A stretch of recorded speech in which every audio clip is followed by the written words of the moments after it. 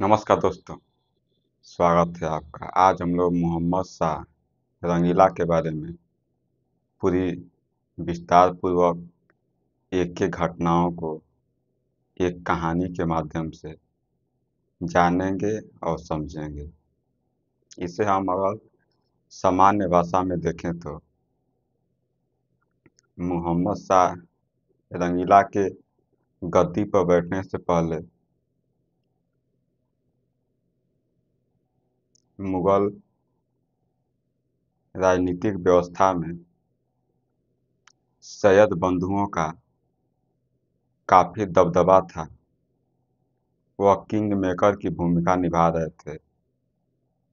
वह एक एक कर कर शासकों को गद्दी पर बैठाते थे और गद्दी से उतार देते थे। जैसे कि देखें तो जा, जहांदार शाह, फर्रुखसियर, रफ़ी उद दराज, रफ़ी उद दौला, ये सब वैसे शासक थे जो कि सैयद बंधुओं का कठपुतली बनकर रह चुके थे। जब सैयद बंधु चाहते थे तो किसी को शासक बना देते थे, जब चाहते थे तो शासक को गद्दी से उतार देते थे। क्योंकि राजनीतिक व्यवस्था में सैयद बंधुओं का पकड़ इतना मजबूत हो चुका था कि वह अपनी मनमानी करते थे और जो भी दरबार में निर्णय लिए जाते थे उन पर सैयद बंधुओं का काफ़ी प्रभाव रहता था। शासक केवल नाम मात्र के होते थे और वास्तविक शासक सैयद बंधु ही होते थे। और जो भी शासक गद्दी पर बैठे हुए हैं वह सैयद बंधुओं के अनुमति के बिना एक भी फैसले वह ले नहीं पाते थे। तो उस समय मुगल सत्ता काफ़ी कमज़ोर हो चुकी थी। सैयद बंधुओं का वह कठपुतली बन चुकी थी। तो ये सब पूरी घटनाओं को एक एक कर कर देखते हैं और समझते हैं। तो चलिए देखते हैं। साम्राज्य की स्थिति अगर देखें तो पहला नाम आता है औरंगजेब की मृत्यु 1707 के बाद मुगल साम्राज्य में अस्थिरता शुरू हो गई। मतलब जैसे ही औरंगजेब की मृत्यु हुई तो उस समय मुगल साम्राज्य में अस्थिरता शुरू हो गई, क्योंकि कोई ऐसा सुल्तान नहीं आया जो कि लंबे समय तक मुगल सत्ता को चला सके, शासन व्यवस्था को संभाल सके। और भी देखते हैं, लगातार चार कमजोर शासक, पहला जहांदार शाह, दूसरा फर्रुखसियर, तीसरा रफ़ी उद दराज, चौथा रफ़ी उद दौला, केवल अमीरों और सैयद बंधुओं की कठपुतली थे। मतलब कि दरबार में देखो तो अमीर और सैयद बंधुओं की पूरी दबदबा चलता था। राजनीतिक व्यवस्था में पूरी पकड़ थी उनकी। कोई भी निर्णय शासक तभी ले पाते थे जब अमीरों और सैयद बंधुओं की उसमें सहमति हो। उनकी अनुमति के बिना शासक एक फैसले भी ले नहीं पाते थे। तो यहाँ पर देखिएगा तो जो शासक है वह वास्तविक शासक नहीं है। वास्तविक शासक कौन है? तो सैयद बंधु हैं, दरबार के अमीर हैं। और जो शासक हैं वह केवल एक मात्र कठपुतली हैं, केवल एक नाम मात्र के शासक हैं, क्योंकि वह अपनी मर्जी के रूप में कोई भी फैसले वह नहीं ले पाते थे जब तक कि सैयद बंधुओं की अनुमति न हो। तो यहाँ पर सैयद बंधु जो हैं वह किंग मेकर की भूमिका निभा रहे हैं। कि जब चाहा तब शासक को बदल दिए, जब चाहा तब शासक को गद्दी से उतार दिए। तो यहाँ पर देखें तो सैयद बंधुओं की काफ़ी दबदबा है मुगल साम्राज्य में। तो और भी हम लोग देखते हैं,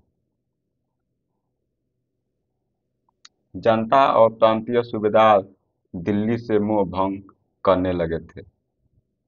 जनता और जो भी सूबेदार थे उनका दिल्ली से मोह भंग होने लगा था, मतलब कि दिल्ली के शासन व्यवस्था से उनका विश्वास खत्म होने लगा था, समाप्त होने लगा था।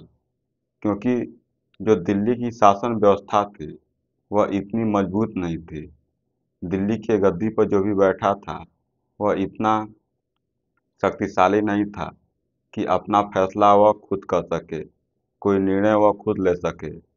क्योंकि जो शासक था वह किसी और पर मतलब निर्भर रहता था, जैसे कि सैयद बंधुओं पर निर्भर रहता था, अमीरों पर, कि जब सैयद बंधु और अमीर जो चाहेंगे वैसा ही फैसला होता था और निर्णय लिए जाते थे। तो यहाँ पर जो दबदबा है सैयद बंधुओं का वह साफ साफ दिख रहा है, क्योंकि वास्तविक शासक देखें तो सैयद बंधु और अमीर ही थे। और देखते हैं, ऐसे समय में 1719 ईस्वी में मोहम्मद शाह गद्दी पर बैठा। इस समय शासन व्यवस्था काफ़ी कमज़ोर थी और उसी समय 1719 में मोहम्मद शाह गद्दी पर बैठा। तो और भी देखते हैं, गद्दी पर बैठना और सैयद बंधु। जब मोहम्मद शाह गद्दी पर बैठे और सैयद बंधुओं की क्या उस समय राजनीतिक व्यवस्था में क्या प्रभाव था उसको भी हम लोग देख लेते हैं। देखिए, मोहम्मद शाह जब गद्दी पर बैठा तो वह केवल 17 वर्ष का था, मतलब कि अभी अल्प आयु में, मतलब कि अगर देखें तो यह काफ़ी युवा है मोहम्मद शाह, और 17 वर्ष की आयु में यह गद्दी पर बैठा हुआ है। और देखते हैं, शुरुआत में सैयद बंधु ही वास्तविक शासक थे। शुरू में सैयद बंधु ही वास्तविक शासक थे, और जो गद्दी पर बैठा है मोहम्मद शाह, गद्दी पर बैठा है वह केवल नाम मात्र का शासक है। वो वास्तविक शासक सैयद बंधु ही थे। क्योंकि सैयद बंधु में अगर आप देखें तो दो भाई हैं। कौन दो भाई हैं उस पर भी हम लोग बात करते हैं। सैयद बंधु क्यों ताकतवर थे? सैयद बंधु की इतनी ताकत कैसे थी, इसको भी हम लोग देख लेते हैं। पहला अगर देखें तो दरबार की राजनीति पर उनका नियंत्रण था। जो सैयद बंधु हैं उनका दरबारी राजनीतिक व्यवस्था पर पूरा उनका नियंत्रण था, कि जो भी दरबार में हो रहा है वह सब कुछ सैयद बंधुओं की मर्जी के अनुसार होगा। जैसा सैयद बंधु चाहेंगे वैसा फैसला होगा, वैसा निर्णय लिए जाएंगे। और भी देखते हैं, वे सेना को नियंत्रित करते थे, मतलब कि सेना पर भी सैयद बंधुओं की पूरी पकड़ थी, पूरी कब्जा थी। सेना जब तक सैयद बंधुओं की अनुमति के बगैर सेना एक पग आगे नहीं बढ़ सकती थी। तो वहाँ भी सैयद बंधुओं का पूरा कब्जा था, नियंत्रण था। और एक बात ध्यान रखने वाली है कि जिसका सेना पर नियंत्रण है तो वास्तविक शासक वही है। और देखते हैं, वे बार बार बादशाह बदल सकते थे। जो सैयद बंधु हैं वे बार बार बादशाह को बदल सकते थे। जब मन में आया तो किसी और को बादशाह बना दिए, जब मन में आया तो बादशाह को हटा दिए। और ऐसा आप देखेंगे तो फर्रुखसियर की घटना याद आती है। देखते हैं, जैसे फर्रुखसियर को हटाया गया था तो सैयद बंधु जैसे फर्रुखसियर को हटाए तो वैसे ही और भी बहुत सारे लोगों को गद्दी से हटा चुके थे। तो इतना आप समझ चुके हैं। और भी देखते हैं, देखें अमीरों ने इसे सहन नहीं किया। जब सैयद बंधुओं की ताकत काफी बढ़ गई तो जो भी दरबार में अमीर थे वह उन लोगों की ये बात अच्छी नहीं लगी। सैयद बंधुओं के खिलाफ वह षड्यंत्र करने लगे कि सैयद बंधुओं की ताकत को खत्म किया जाए, क्योंकि सैयद बंधु जितना मनमानी कर रहे हैं, दरबार में जितना उनका दबदबा है, ये काफी तरह से गलत है, अच्छा नहीं है। इसमें बदलाव होना चाहिए, ऐसा अमीर सोचते हैं और चाहते भी हैं। तो हम लोग आगे देखते हैं। 1720 ईस्वी में हुसैन अली खान की हत्या कर दी गई।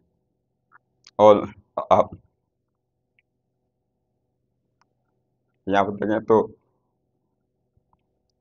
जो हुसैन अली खान हैं वह भी सैयद बंधुओं के एक भाई ही थे, क्योंकि यहाँ पर सैयद बंधु दो, दो भाई थे, एक हुसैन अली खान और दूसरा अब्दुल्ला खान। तो यहाँ पर हुसैन अली खान की क्या हो गई, हत्या हो गई। और दूसरा भाई बचे बचे यहाँ पर देखें अब्दुल्ला, यहाँ पर देख सकते हैं दूसरा भाई अब्दुल्ला खान को कैद कर लिया गया। जो सैयद भाई हैं यह दो लोग हैं, दो व्यक्ति ही सैयद बंधु कह जाते हैं, भाई कह जाते हैं। पहला हुसैन अली खान जो कि उनकी हत्या कर दी गई, दूसरा व्यक्ति मतलब दूसरा भाई जो बचा अब्दुल्ला खान, उसको कैद कर लिया गया। तो यहाँ पर सैयद बंधुओं का जो राजनीतिक व्यवस्था में काफी दबदबा था, इनको रास्ते से हटा दिया गया। तो इतनी बात आप समझ चुके होंगे, क्योंकि जो राजनीतिक व्यवस्था पर सैयद बंधुओं का पूरा कब्जा था, उन दोनों को रास्ते से हटा दिया गया। पहले भाई को हुसैन अली खान को हत्या कर दी गई उनकी, और दूसरा भाई जो कि अब्दुल्ला खान है उसे कैद कर लिया गया। तो जो सैयद बंधु हैं वह रास्ते से क्या हो गए, हट गए। अब जब हट गए तो यहाँ पर देखें मोहम्मद शाह को स्वतंत्रता मिली, क्योंकि जो सैयद बंधुओं की राजनीतिक व्यवस्था में जो दबदबा था वह क्या हो गया, खत्म हो गया, समाप्त हो गया। तो मोहम्मद शाह अब अपनी स्वतंत्रता से निर्णय ले सकता है। तो और भी हम लोग देखते हैं, क्योंकि इतना बात याद रखिएगा कि सैयद बंधु केवल दो भाई को बोले जाते हैं।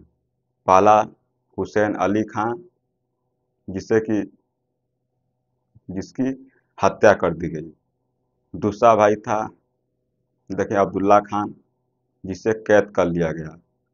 तो जब दोनों भाई हट गए रास्ते से, और, और यह दोनों भाई सैयद बंधु कहे जाते थे, इनका राजनीतिक व्यवस्था में काफी पकड़ था, काफी दबदबा था। जो दबदबा था अब तो रास्ते से क्या हो गया, हट गया।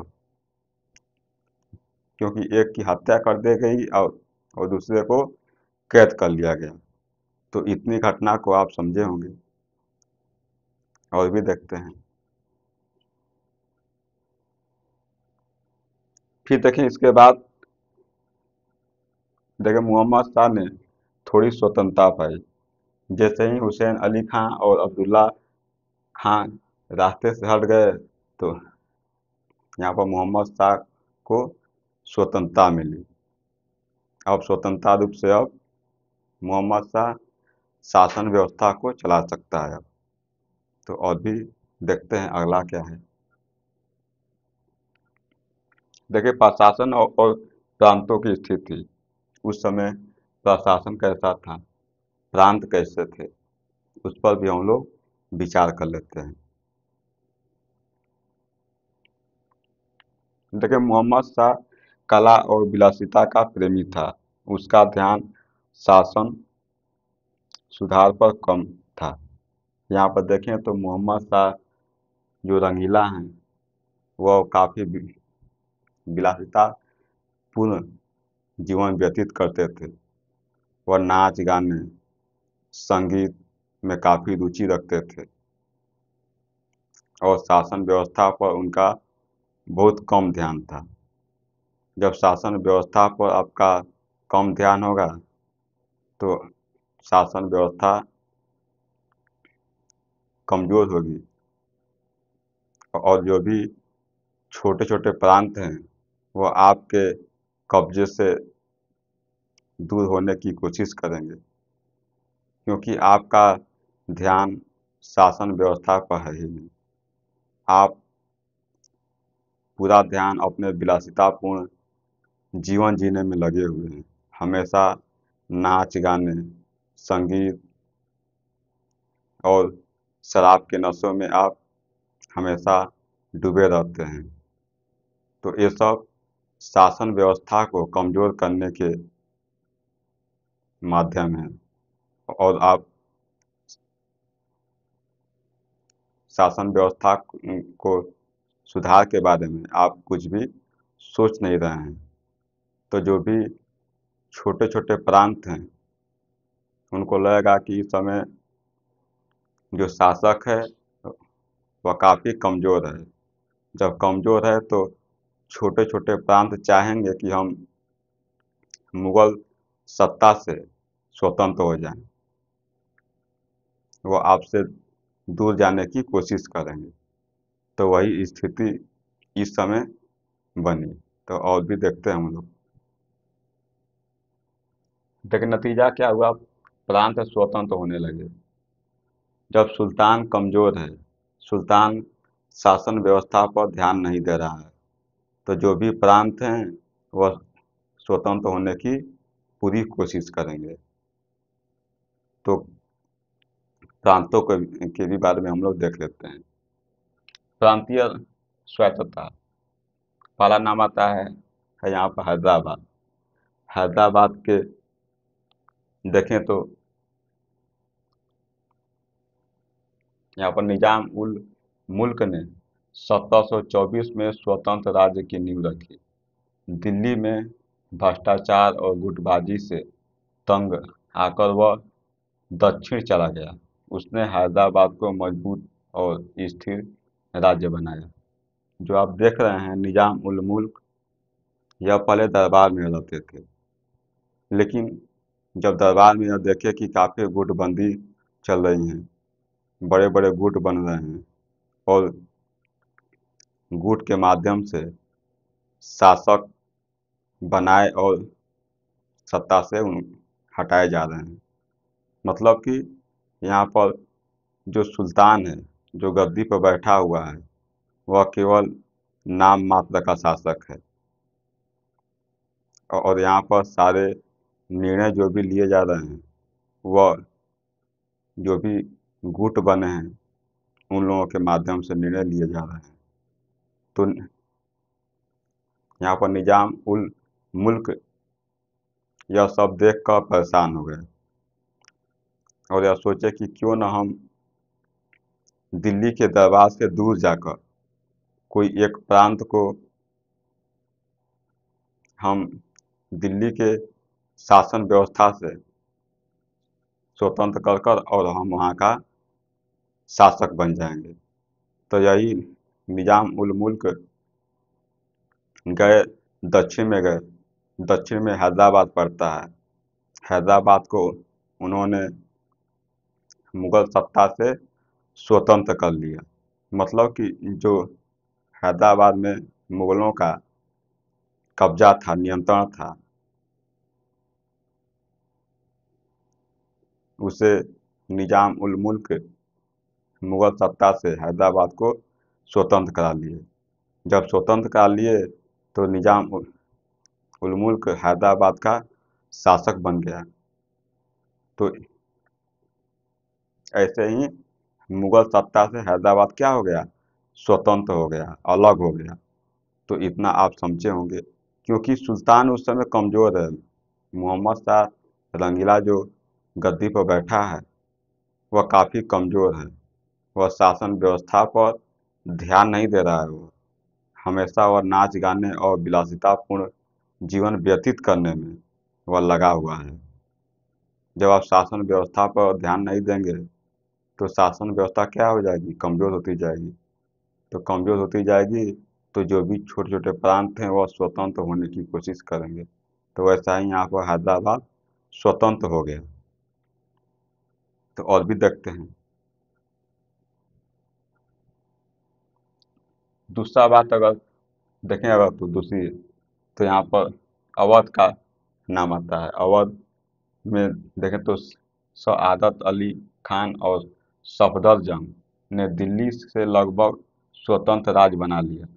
अवध में देखें तो दो व्यक्ति हैं, सआदत खान और सफदरजंग। यह दोनों अवध को मुगल सत्ता से स्वतंत्र करा लिए। मतलब कि अवध में भी मुगल सत्ता का जो पहले कब्जा था, उस कब्जे से अवध को निकाल लिए वो। और वहाँ का सआदत खान और सफदरजंग, वहाँ के दो बड़े लोग वहाँ की शासन व्यवस्था को अब खुद चलाने लगे। मतलब कि यहाँ पर अवध भी मुगल सत्ता के से दूर जा चुका है। मुगल सत्ता से वह स्वतंत्र हो चुका है, क्योंकि वहाँ पर दो व्यक्ति हैं जो काफ़ी ताकतवर हैं। पहला सआदत खान और दूसरा सफदरजंग। तो और भी देखते हैं। दिल्ली को केवल नाम मात्र कर भेजते थे। जो यहाँ पर सआदत खान हैं और सफदरजंग है, दिल्ली को केवल नाम मात्र कुछ लगान भेजते थे, नाम मात्र के, लेकिन पूरा नियंत्रण इन दोनों का ही था अवध पर। पहला सआदत खान नाम आता है और दूसरा सफदरजंग। तो यह देखें तो मुगल सत्ता का नियंत्रण अवध से भी क्या हो गया, समाप्त हो गया, हट गया यहाँ पर।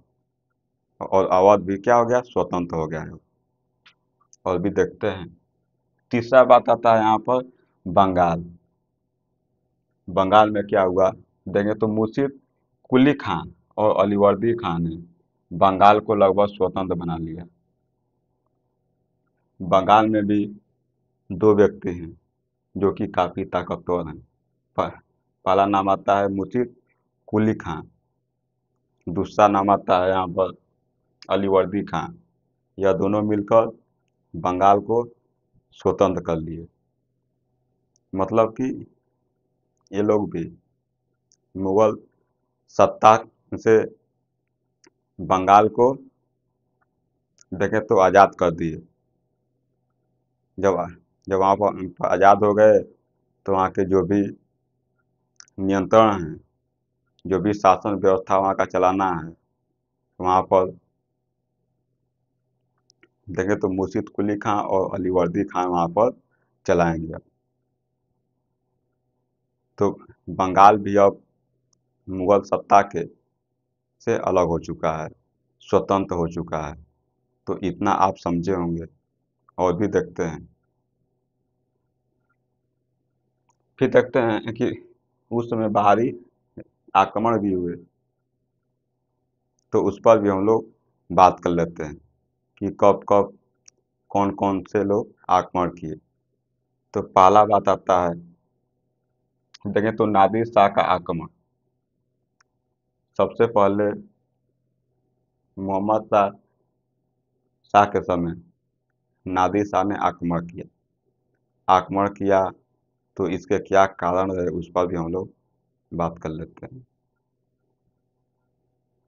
देखिए, मुगल साम्राज्य की खबरें, भारत की अपार संपत्ति। देखें तो मुगल साम्राज्य का पूरा दुनिया में काफ़ी चर्चा था, काफ़ी खबरें फैली हुई हैं कि मुगल साम्राज्य काफ़ी मजबूत है, अपार धन संपदा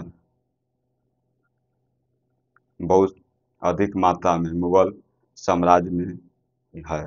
मतलब कि मुगल साम्राज्य जो है वह धन संपदा से संपन्न है। तो इसकी भनक लगी नादिर शाह को, और नादिर शाह ने धन दौलत को देखकर आक्रमण किया। और भी देखते हैं, देखें देखें यहाँ पर करनाल की लड़ाई हुई। जो नादिर शाह है वह करनाल की लड़ाई लड़ता है। वहाँ पर मुगल शासक और नादिर शाह के बीच युद्ध होता है, देखते हैं उसको भी। मुगल सेना 3 लाख थी। जो मुगल सैनिक थे वह 3 लाख थे, लेकिन वह बिखरे हुए थे और उसमें नेतृत्व करने का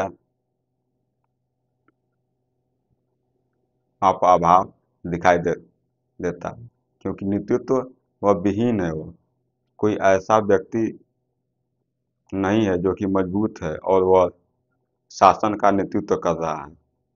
जब नेतृत्व करता ही काफ़ी कमज़ोर है तो शासन और वहाँ पर जो भी सेना है उस पर आप अच्छी तरह से नियंत्रण नहीं बना सकते, क्योंकि नेतृत्व क्षमता सेनापति में होनी चाहिए। और यहाँ पर वैसी क्षमता मुगल सत्ता में दिख नहीं रही है। तो यहाँ पर देखें अगर तो केवल सेना में केवल भीड़ है, केवल 3 लाख जो सैनिक हैं वह केवल एक भीड़ मात्र है। और भी देखते हैं, तो यहाँ पर देखिए मुगल सेना 3 लाख थी, बिखरी हुई और नेतृत्व विहीन थी। मतलब नेतृत्व की भी यहाँ पर कमी देखी गई। और भी देखते हैं, देखें अगर नादिर शाह की सेना में 25,000 सैनिक हैं, भले ही नादिर शाह की सेना में 25,000 ही सैनिक हैं, अगर देखें तो मुगल सत्ता से काफ़ी कम है, क्योंकि मुगल सत्ता में 3 लाख सैनिक हैं और यहाँ पर नादिर शाह के पास केवल 25,000 सैनिक हैं। तो जमीन आसमान का फर्क हुआ। लेकिन मुगल शासन में जो 3 लाख सैनिक हैं वह केवल एक भीड़ मात्र हैं। उसमें नेतृत्व क्षमता की कमी है। लेकिन नादिर शाह के पास 25,000 ही सैनिक हैं, लेकिन वह अनुशासित हैं। वह युद्ध कौशल में वह पूरी तरह से पारंगत हैं, निपुण हैं। तो यहाँ पर जो निपुण रहेंगे तो वह भीड़ को ख़त्म करने में उनको काफ़ी टाइम नहीं लगेगा। और भी देखते हैं क्या हुआ आगे। देखें नादिर शाह 25,000 अनुशासित और युद्ध कौशल में श्रेष्ठ है। जो भी सैनिक हैं यहाँ यह युद्ध कौशल में श्रेष्ठ हैं यहाँ। तो यहाँ पर नादिर शाह की जो सेना है वह काफ़ी मजबूत है। वो भले ही संख्या में कम है, लेकिन वह हर तरह से युद्ध कौशल में पारंगत है, वो श्रेष्ठ है। और भी देखते हैं, केवल कुछ ही घंटों में मुगल सेना पराजित हो गई। जब युद्ध शुरू हुआ तो कुछ ही घंटों में जो मुगल सेना है वह वह वह पराजित हो गई, क्योंकि जितने 3 लाख सैनिक थे वह केवल एक भीड़ मात्र थे। वह प्रशिक्षित नहीं थे। वह दूसरी बात यह भी थी कि नेतृत्व विहीन सैनिक थे। वो कोई ऐसा व्यक्ति नेतृत्व नहीं कर रहा था जो कि काफी युद्ध कौशल में वह निपुण हो। तो यहाँ पर देखें तो नादिर शाह की क्या हो गई, यहाँ पर जीत हुई, विजय हुआ और मुगल सत्ता का यहाँ पर हार हुआ। और भी देखते हैं दिल्ली में कत्लेआम। जब नादिर शाह जीत गया तो उस समय दिल्ली में बहुत बड़ी मात्रा में कत्लेआम हुआ, खून खराबे हुए, लोग गाजर मूली की तरह काटे गए।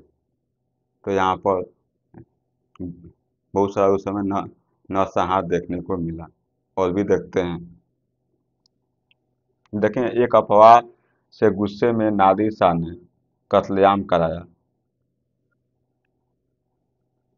उस समय एक अफवाह फैली, क्या फैली अफवाह कि दिल्ली के लोग, मतलब कि दिल्ली के जो भी सैनिक हैं वह नादिर शाह पर हमला करने वाले हैं, आक्रमण करने वाले हैं। यह अफवाह सुनकर नादिर शाह पूरी तरह से गुस्से में आ गया। जब गुस्से में आया तो बहुत अधिक मात्रा में कत्लेआम किया हुआ, मारकाट बहुत अधिक मात्रा में हुआ। वहाँ पर बहुत सारे जो कि निर्दोष लोग थे उनकी भी हत्या कर दी गई। और भी देखते हैं, देखें देखें यहाँ पर हजारों निर्दोष लोग मारे गए, जिनकी कोई गलती नहीं थी वह भी लोग मारे गए। जो विरोध नहीं कर रहे थे नादिर शाह का वह भी नहीं बच पाए। और देखते हैं लूटपाट।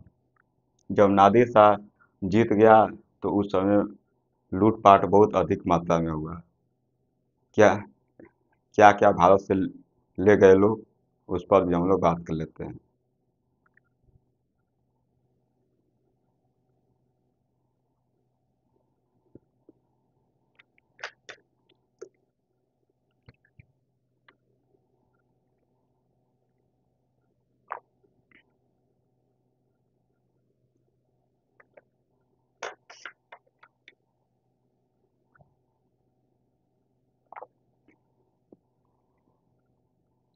देखेगा तो उस समय जब लूटपाट हुआ तो उस समय मुगल शासक के पास मयूर सिंहासन था, तो उसको भी नादिर शाह उठा कर ले गया।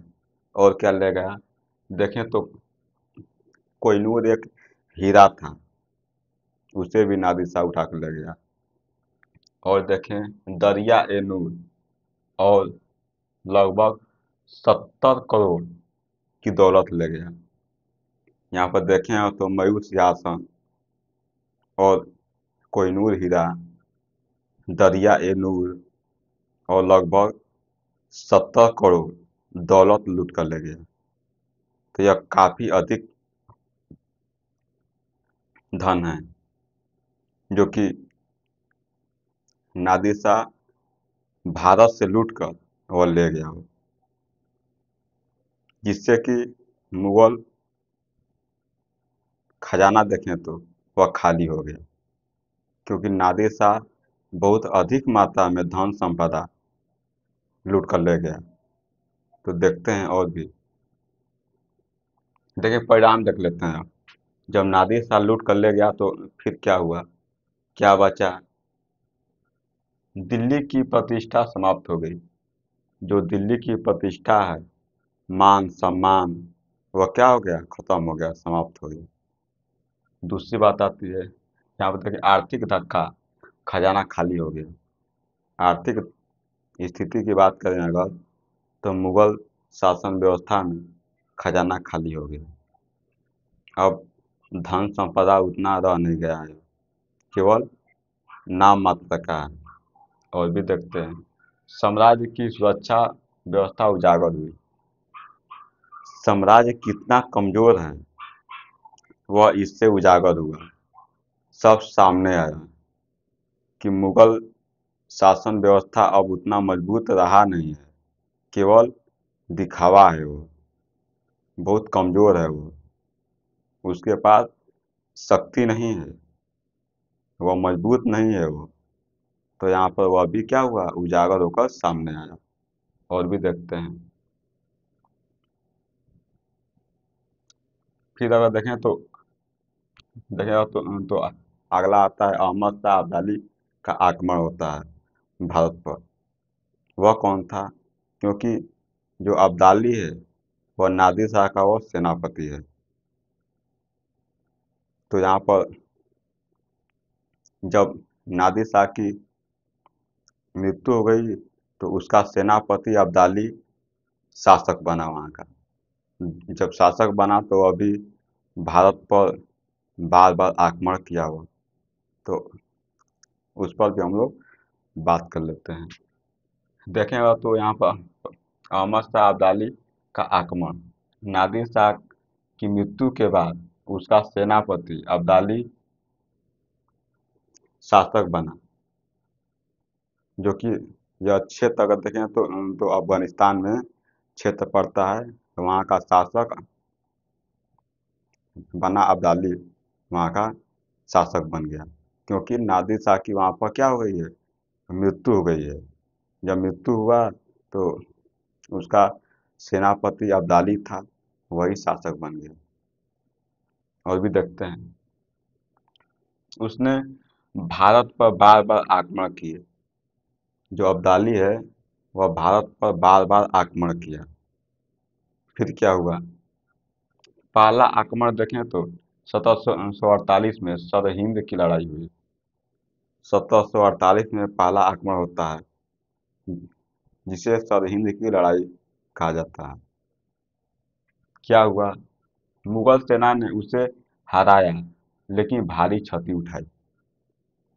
यहाँ पर देखें तो मुगल सेना जो है वह जीत गई, लेकिन धन जन की बहुत अधिक मात्रा में क्षति हुई।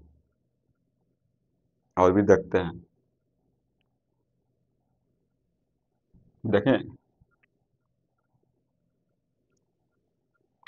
यहाँ पर बात करें, लड़ाई के तुरंत बाद मोहम्मद शाह की मृत्यु हो गई।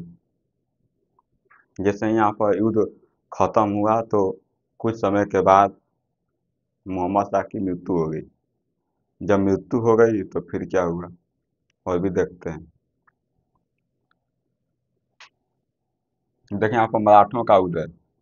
अब मराठे भी अपनी शक्ति को धीरे धीरे कर कर मजबूत बना रहे हैं। अब वो अभी उभर कर सामने आ रहे हैं। अब तो उस पर भी हम लोग बात कर लेते हैं। देखिए, मुगल साम्राज्य की कमजोरी का सबसे बड़ा फायदा मराठों ने उठाया।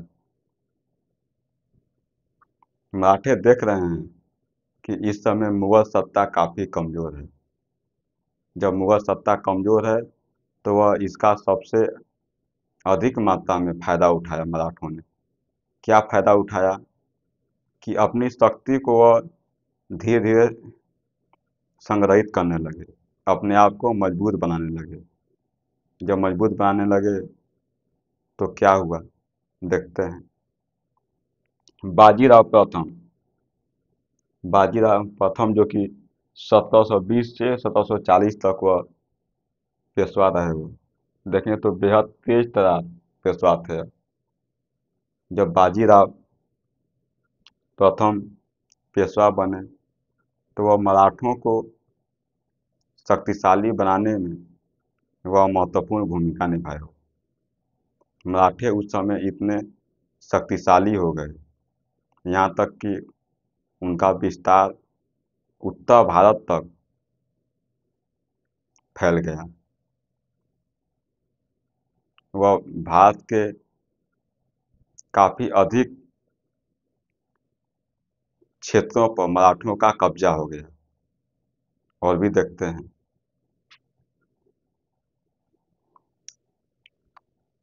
देखें उसने उत्तरी भारत तक मराठा प्रभाव फैला दिया। मतलब कि उत्तर भारत तक मराठा का जो प्रभाव है जो दबदबा है वहाँ तक फैल गया, उत्तर भारत तक।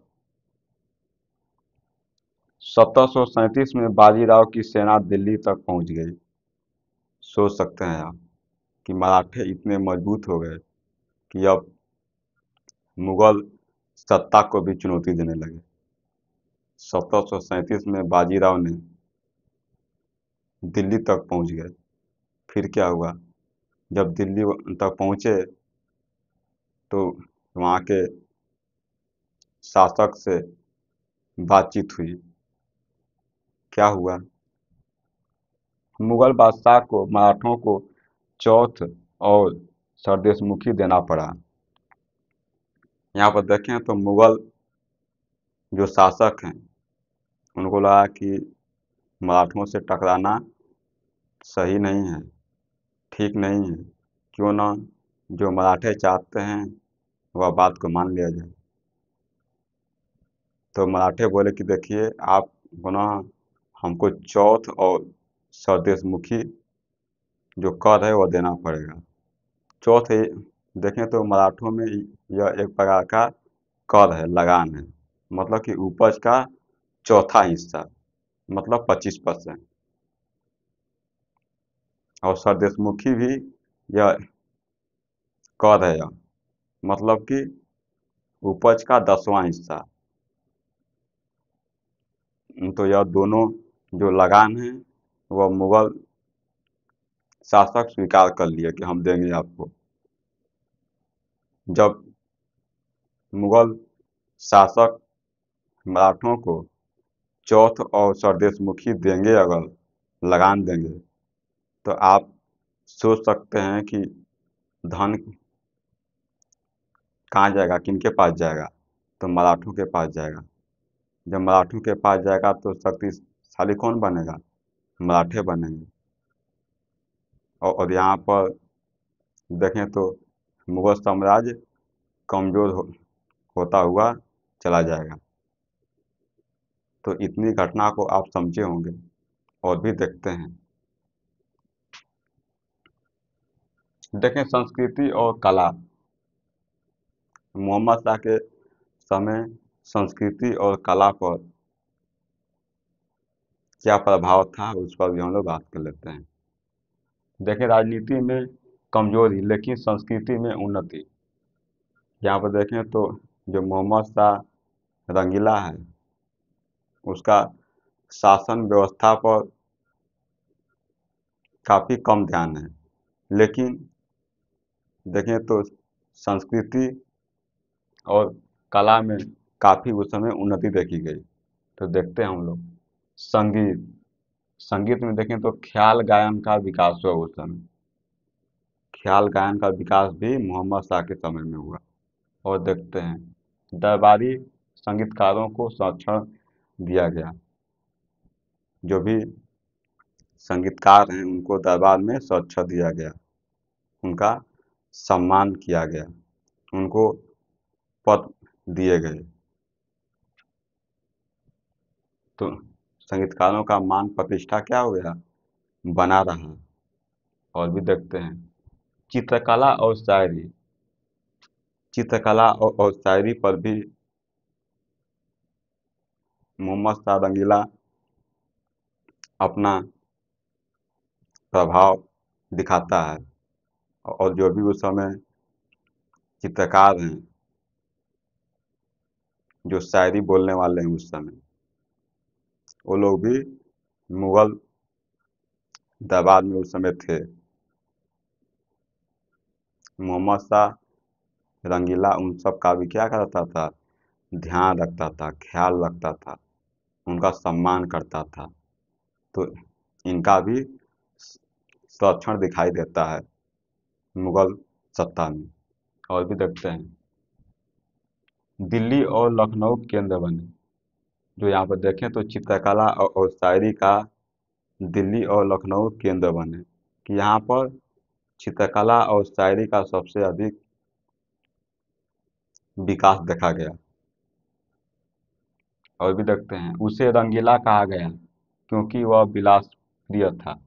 देखिए मोहम्मद शाह को रंगीला क्यों कहा गया, क्योंकि वह विलास प्रिय था। वह विलासिता पूर्वक वह जीवन व्यतीत करता था। वह नाच गाने संगीत में वह काफ़ी अधिक रुचि लेता था, जिससे कि लोग उसे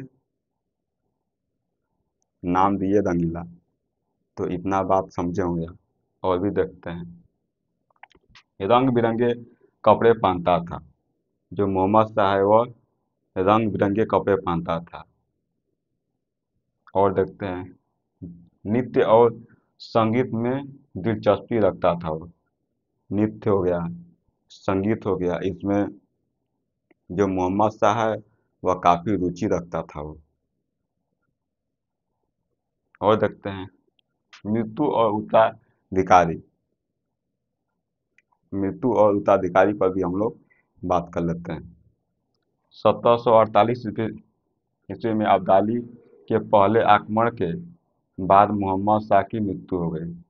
जब 1748 में अब्दाली का आक्रमण हुआ, उसके तुरंत बाद मोहम्मद शाह की मृत्यु हो गई।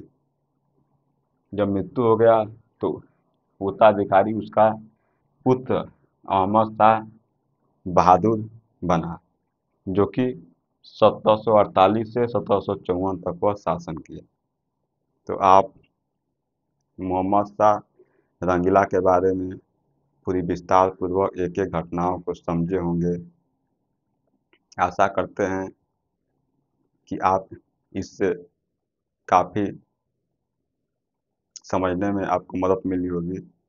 मिलेंगे अगले लेक्चर में, तब तक के लिए आपका बहुत बहुत धन्यवाद।